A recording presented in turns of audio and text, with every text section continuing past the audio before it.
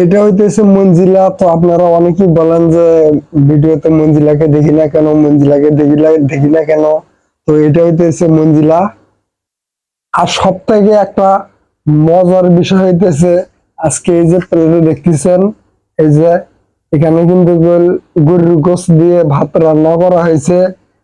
গরুর গোশত পোলাও দিয়ে ভাত রান্না করা হয়েছে। আমরা এখন ভাত খাইতেছি। আর গরুর গোশত আমরা 6 মাস পরে গরুর গোশত দিয়ে ভাত খাইতেছি।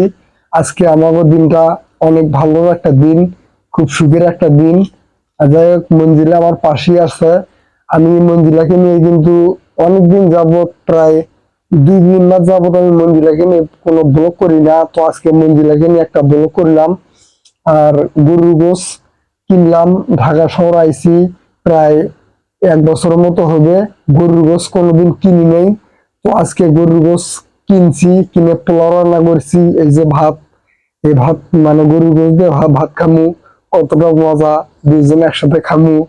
তো যাই হোক, কথা ওইটা না। আচ্ছা মঞ্জিলা, আমি যে এই যে গরুর গোশত যে কিনে নিয়েছিলাম তোমাকে, গরুর গোশত দিয়ে ভাত খেতে কিরকম লাগতেছে? ভাল লাগতেছে। ভালো লাগতেছে? হ্যাঁ। আমরা কতদিন পর গরুর গোশত কিনলাম? 6 7 মাস পর। 6 7 মাস পর। আপনারা তো অনেকেই আমার কথা বিশ্বাস করেন না। তো মঞ্জিলা তো বললোই।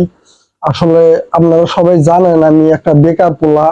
আর ঢাকা শহর জাস্ট মাত্র বেলুনটা বিক্রি করি। আর এখন আর বেলুন বিক্রি করি না, এখন একটা ব্যবসা ধরছি।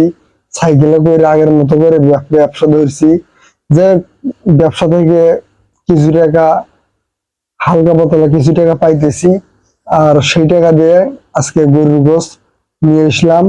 আর গরুর গোশত দিয়ে অনেক কয়েকদিন পর ভাত খাইতেছি। আহ আমার কাছে অনেকটা ভালো লাগতেছে, কারণ গরুর গোশত অনেকদিন ধরে খাই না। মঞ্জিলা তো খাওয়া শুরু করে দিছে অলরেডি, ও খাওয়ার জন্য মানে আর কি একদম পারফেক্ট। ও অলরেডি খাওয়া শুরু করে দিছে। আমি কিন্তু এখনো কিন্তু খাইনি, খাওয়া দাওয়া করি নেই। তো দেখতে পারতেছেন আমি এখন খাবো। মানে পানির বোতল কই, পানির বোতল দাও। আর একটা জিনিস আমি আপনাদেরকে দেখাই। এই যে আপনারা এইটা দেখতেছেন, এইটা হইতেছে আমার সেই সাইকেল। আর এই সাইকেলে করে আমি কসমেটিক জিনিস সাজাইছি। আর কসমেটিক এগুলো আমি গ্রামের ভিতর বিক্রি করি। গ্রামের ভিতর হাইরে প্রচুর পরিমাণ রোদ, রোদে মনে করেন যে একবার মাথা পর্যন্ত ব্যথা করে। তো দেখতে পারতেছেন। আর আমার সাইকেলের উপরে যে লাইট সেটিং করেছি, যার কারণে ওইদিকে তেমন একটা ক্লিয়ার দেখা যাইতেছে না। আর মজার বিষয়টা হইতেছে, আমার এই ব্যবসাটা হইতেছে চুলের উপর ডিপেন্ড করে। আমি যদি দিনে 100 গ্রাম চুল পাই, তাহলে আমার 500 টাকা হাজিরা থাকে। তো যাই হোক, আজকে কিছু চুল পাইছিলাম।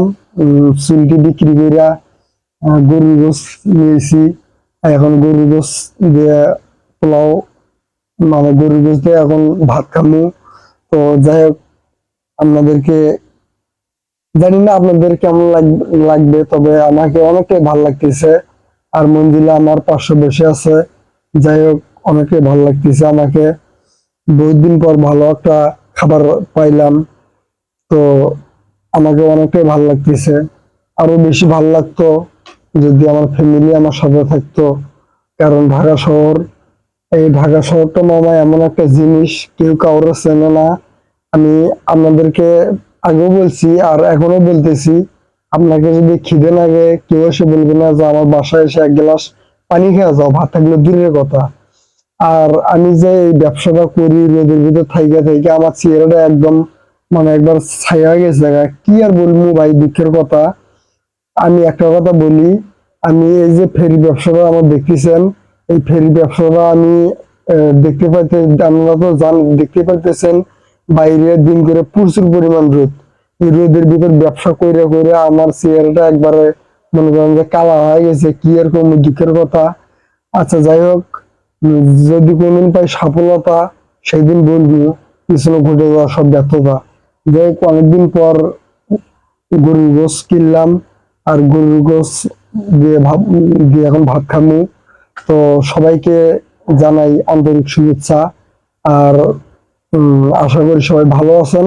আর সবাই ফ্যামিলি নিয়ে ভালো থাকবেন, অবশ্যই অবশ্যই ভালো থাকবেন। আর আমার নিত্য নতুন প্রত্যেক দিন আমার ব্লগ ভিডিও আপলোড হবে এই ইউটিউব চ্যানেলে। আশা করি সবাই দেখবেন, খুব ভালো ভালো ভিডিও আমি দিব আমার এই চ্যানেলে। তো আশা করি সবাই আমার ফুল ব্লগ দেখবেন। তো আশা করি সবাই ভালো আছেন।